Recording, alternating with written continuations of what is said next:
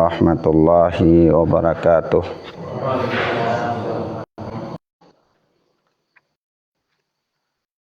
Alhamdulillah,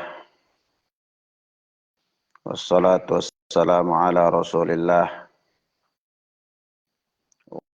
wa ala alihi wa ashabihi wa man wala, amma ba'd. Ikhwana fid din, a'azzani Allah wa iyyakum. Kita masuk pada al-hadithul arba'un, hadis yang ke-40 dari kitab Bahjatu Qulubil Abrar oleh Syekh Abdurrahman bin Nasir As-Sa'di rahimana wa rahimahullah. Kata beliau, matlul ghani dulmun, yakni menunda pembayaran hutang bagi orang yang mampu adalah zulmun, merupakan kedoliman. Yakni seorang dia menunda-nunda untuk membayar hutangnya dalam keadaan dia orang yang mampu. Hanya saja dia mendahulukan perkara-perkara yang lain yang mubah bagi dia, atau mungkin memang karena dia enggan untuk membayarnya, maka itu semua adalah merupakan suatu bentuk kedzaliman dalam pandangan syariah. Naam. Kata Syekh an Abi Hurairah radhiyallahu anhu qala, dari Abu Hurairah yang Allah telah meridainya, dia berkata, qala Rasulullah sallallahu alaihi wa alihi wasallam, Rasulullah sallallahu alaihi wa alihi wasallam bersabda, matlul ghani dulmun wa idza utbi'a ahadukum ala mali'in falyatba'. Menunda pembayaran hutang bagi orang yang mampu adalah kedoliman, kata Nabi sallallahu alaihi wasallam. Wa idza utbi'a ahadukum ala mali'in falyatba'. Maka apabila salah seorang dari kalian dialihkan, ya, falyatba', dialihkan kepadanya, falyatba', maka hendaklah dia melakukannya dengan baik. Muttafaqun alaih. Hadis ini dikeluarkan oleh Al-Imam Bukhari dan Muslim dalam sahih keduanya.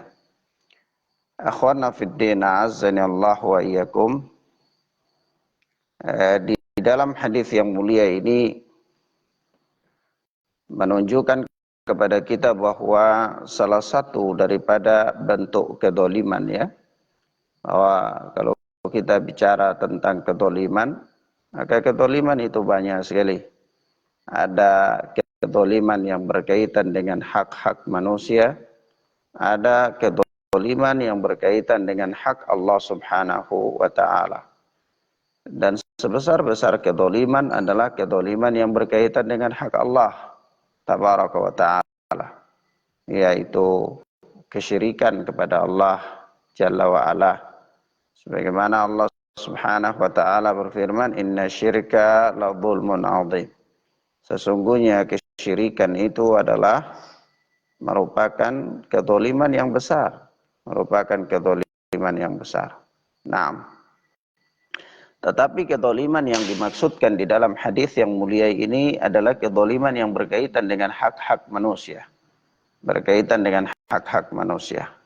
yakni ketika seseorang dia mendolimi manusia, dia melanggar hak-hak manusia, maka itulah disebut dengan kedzaliman.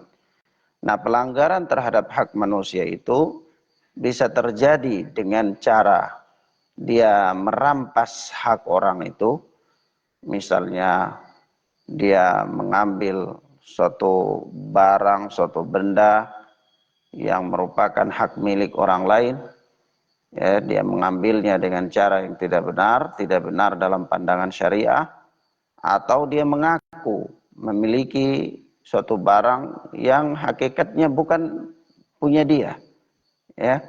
Nah, atau kedoliman yang diisyaratkan dalam hadis ini adalah kedoliman yang berkaitan dengan dia menahan hak orang lain, ya.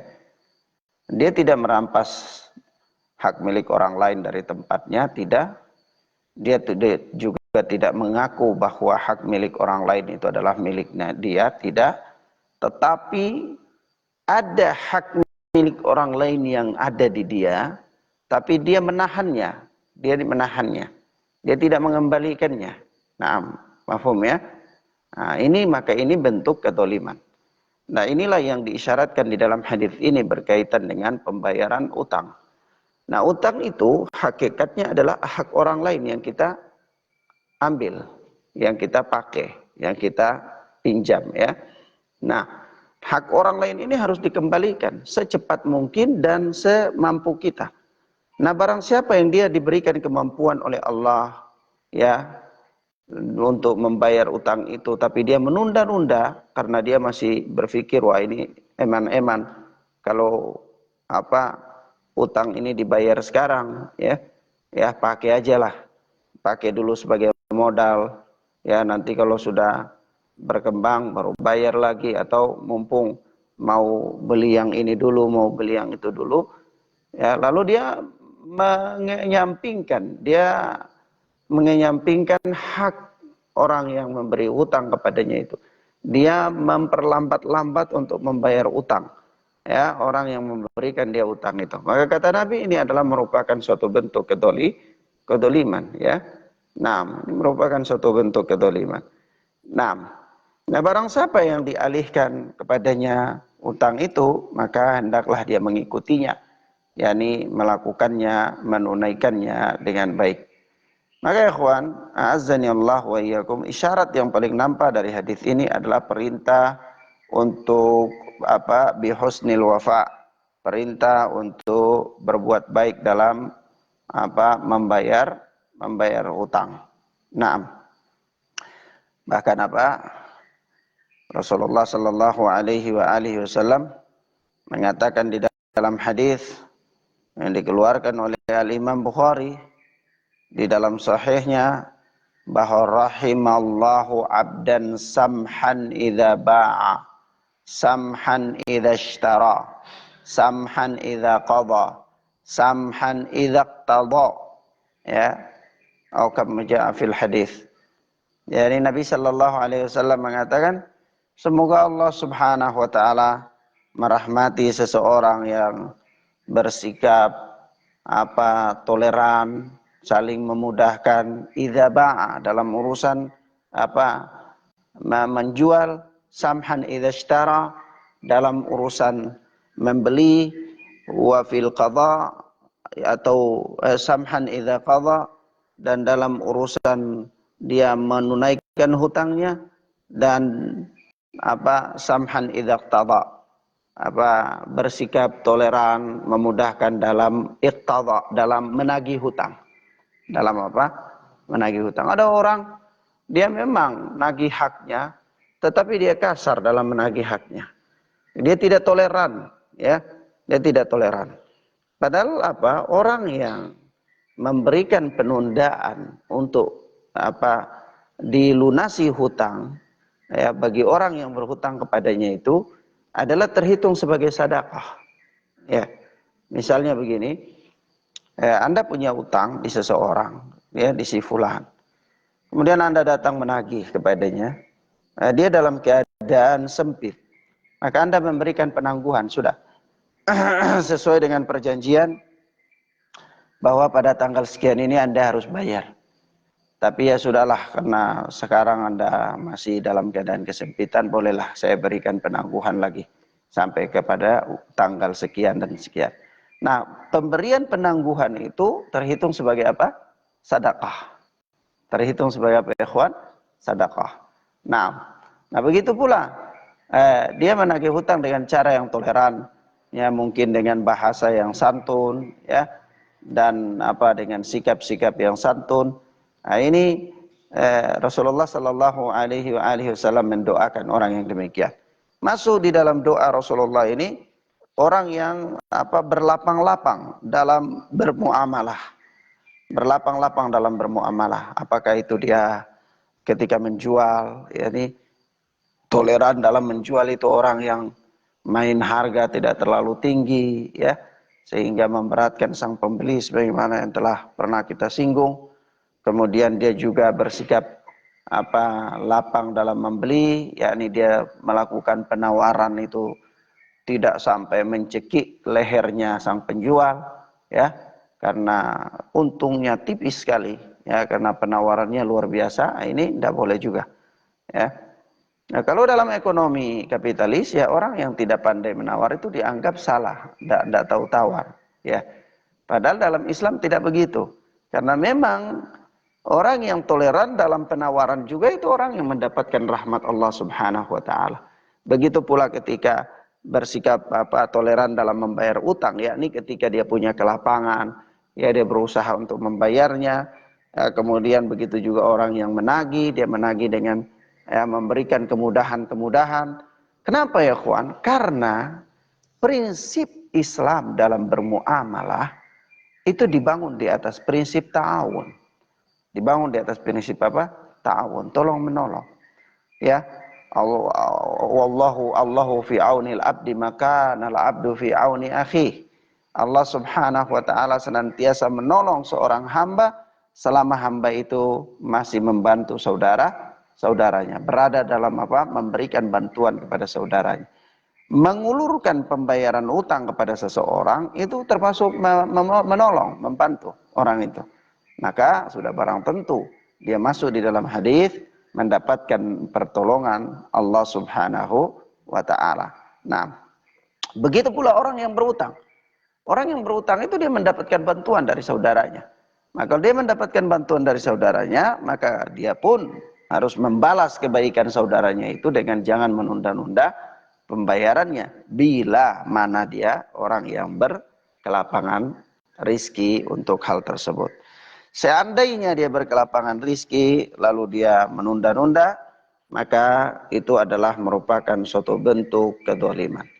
Ingat ya ikhwan, Rasulullah sallallahu alaihi wasallam mengatakan adzulmu dzulumat yaumal qiyamah, atau inna dzulma dzulumat yaumal qiyamah. Kedzaliman itu adalah kegelapan-kegelapan pada hari kiamat, ya.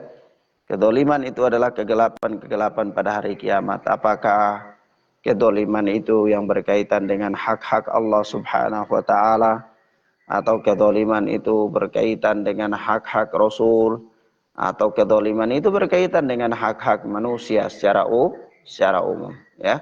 Apakah tetangga, apakah karib kerabat, ya, dan seterusnya. Nah, taib.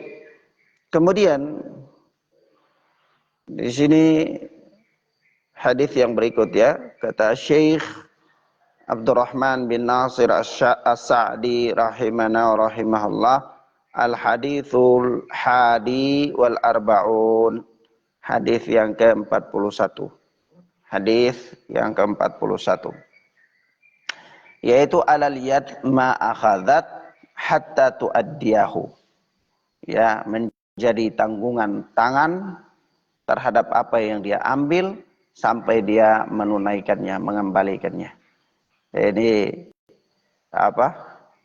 judul bab yang diberikan di sini adalah diambil dari lafadz hadis, ya.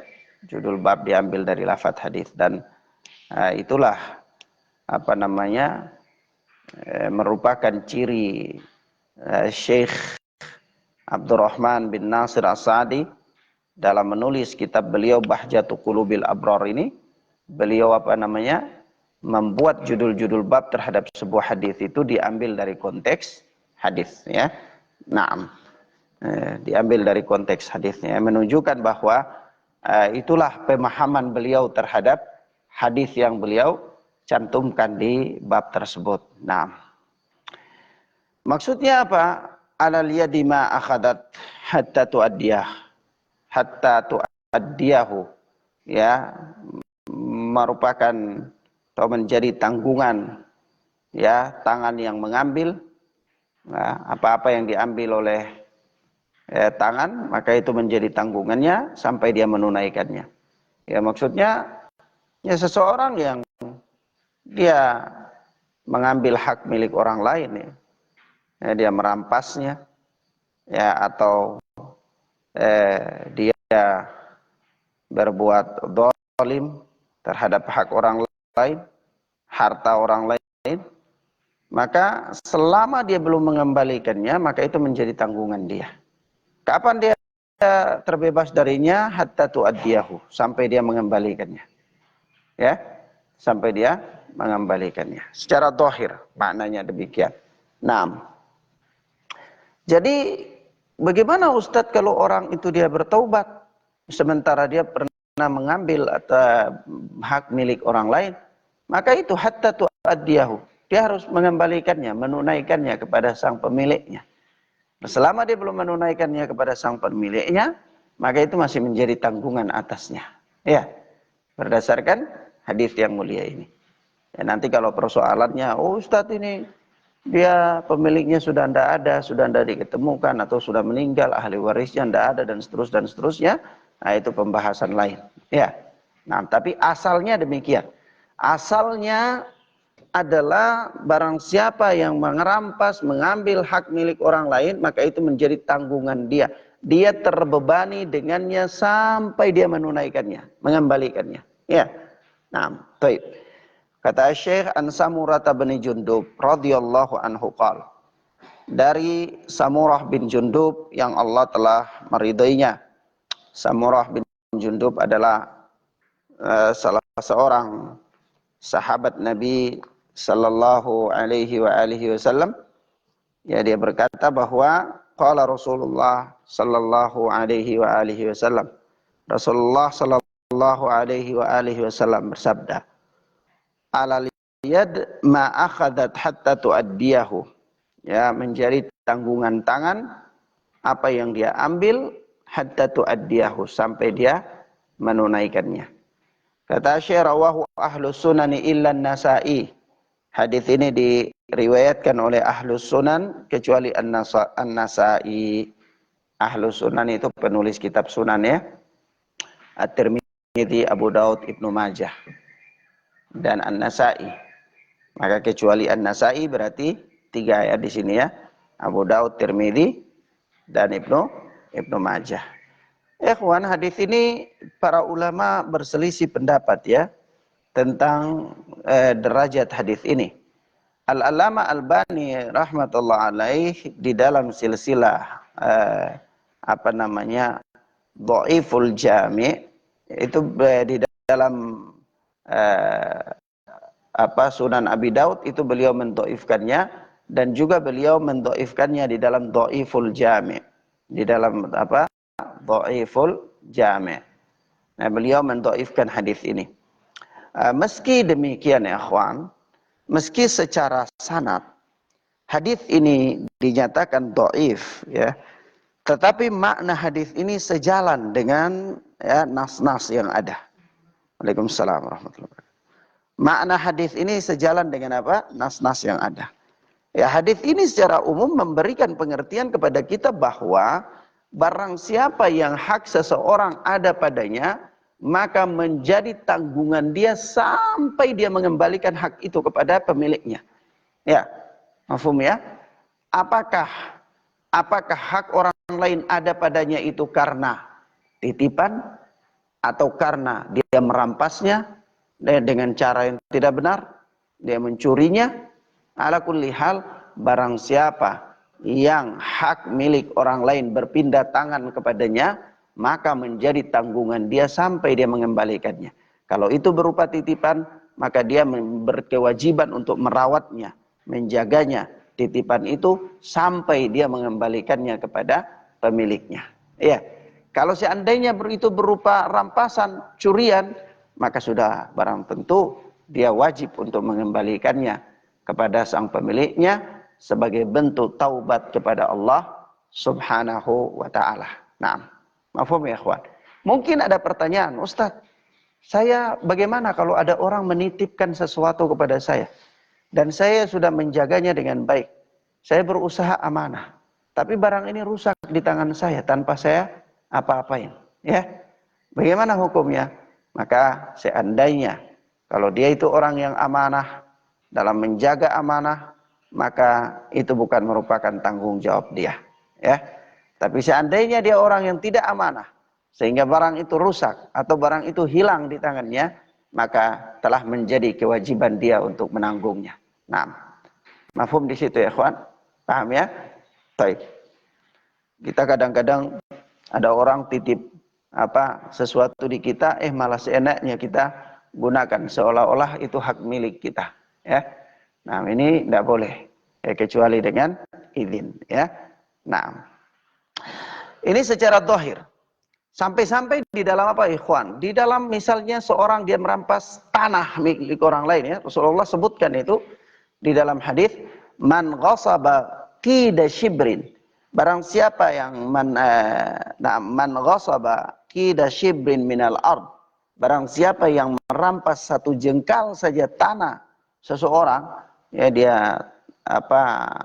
sabotase, dia terobos, ya, lahan orang lain. Satu jengkal saja, kata Nabi sallallahu alaihi wasallam, tuwiqahu yaumal qiyamati min sab'i arba'in. Ya, maka dia akan dikalungkan, ditindikan kepada dia di hari kiamat nanti min sab'ina ardin, 7 lapis bumi. Ya, subhanallah. Nah, ini berkaitan dengan hak orang lain. Intinya, ikhwan, hal yang berkaitan dengan hak orang lain itu cara membebaskannya adalah mengembalikannya kepada pemiliknya. Ya. Jadi kalau ditanya, Ustadz, bagaimana taubatnya orang yang pernah mengambil hak milik orang lain, ya jawabnya adalah dia harus mengembalikannya kepada sang pemiliknya. Itu sebagai syarat daripada taubatnya. Nah, Ustadz, tapi dia orang pemiliknya sudah tidak ada lagi, tidak diketahui keberadaannya. Ya, maka berpindah ke ahli warisnya, dikembalikan kepada ahli warisnya. Wah, ahli warisnya juga sudah tidak diketahui, Ustadz. Ya, karena dulu saya dengan dia itu hanya sekedar teman sekolah, satu asrama, ya, atau teman kampus, ya, satu asrama. Jadi sekarang sudah tidak tahu keberadaannya di mana, maka dia harus mensedekahkan barang tersebut atau senilai barang tersebut atas nama sang pemilik barang itu, ya. Nah, itu adalah bentuk apa? Bentuk taubat. Bentuk membebaskan diri dari tanggung jawabnya. Dari apa? Tanggung jawabnya. Nah, ini secara zahir, ya kawan. Adapun secara maknawi, ya, seseorang menjadi tanggungan atas dirinya terhadap kehormatan orang lain yang dia langgar. Kalau secara zahir, ya, itu berupa harta, ya, hak milik. Tapi secara makna berkaitan dengan kehormatan orang lain yang dia langgar. Barang siapa yang melanggar kehormatan orang lain dengan cara memfitnahnya, ya, menggibahinya, ya, atau menuduhnya dengan tuduhan-tuduhan dusta, maka menjadi tanggungan dia sampai dia mengembalikan tuduhan itu, yakni dia membersihkan, ya, apa-apa yang pernah dia lakukan itu berupa fitnah, berupa tuduhan, berupa ghibah, dan seterusnya itu. Karena selama hak orang lain itu masih ada di dia masih melanggarnya, ya, ikhwan, dan dia belum membersihkannya dari dirinya, maka selama itu masih menjadi tanggungannya. Masih menjadi apa? Tanggungannya. Nah, mafhum ya, ikhwan? Paham ya? Baik.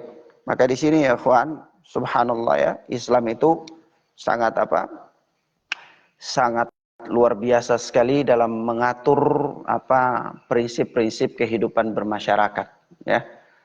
Sangat menghindari kedoliman-kedoliman demi tercapainya kerukunan hidup bermasyarakat.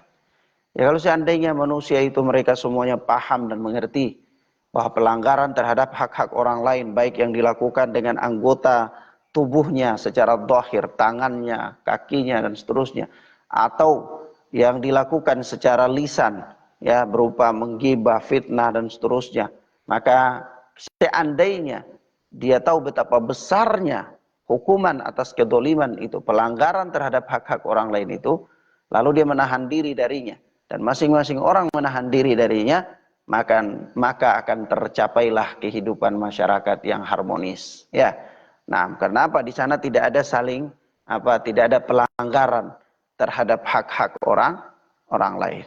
Nah, maka ikhwan, sebab itu Islam memberikan perhatian yang sangat serius sekali berkaitan dengan hak orang lain. Sehingga kalau kita lihat secara garis besar, dosa manusia, secara garis besar itu dikelompokkan menjadi 3 kelompok.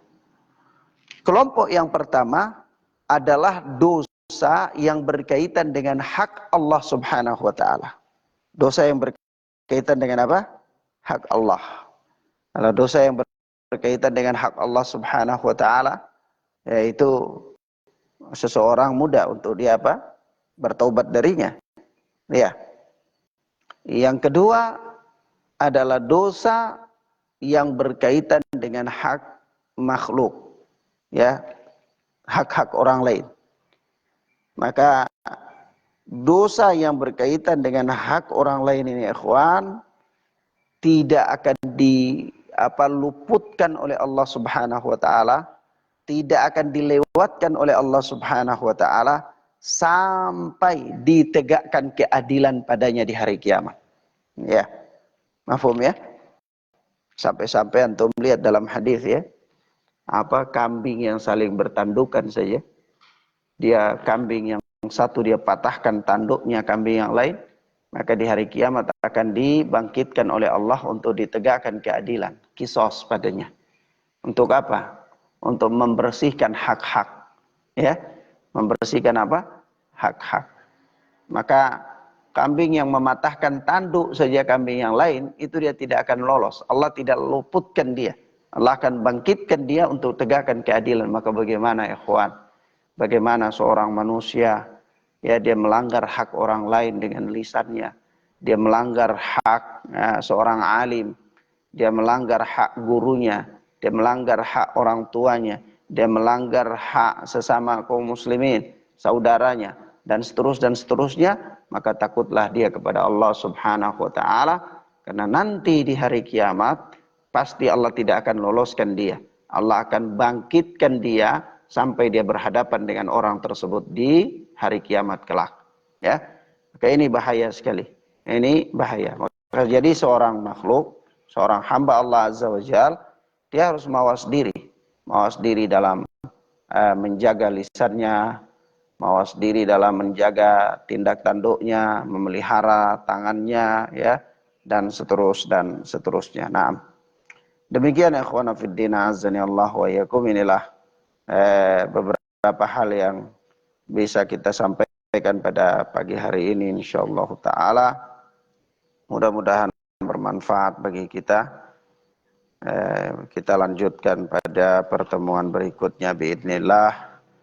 Wassallallahu ala nabiyina Muhammad wa ala alihi wa sahbihi wasallam. Subhanakallahumma bihamdika asyhadu an la ilaha illa anta astaghfiruka wa atubu ilaik. Wassalamualaikum warahmatullahi wabarakatuh. Nah, dengan menunda pemberian hak waris dari ponakan karena dia masih anak-anak gitu. Nah, itu boleh. Menunda pemberian hak waris kepada anak yang belum balik, ya, demi terjaganya harta tersebut adalah hal yang dibolehkan dalam syariat. Sama seperti menunda memberikan hak anak yatim, ya, karena dia itu belum balik, ya, sampai dia balik, sudah dewasa, sudah bisa mengelola uang, sudah bisa berpikir mandiri, baru diserahkan kepadanya. Itu masyru', disyariatkan, ya, demi menjaga supaya harta itu tidak disia-siakan, ya. Nah.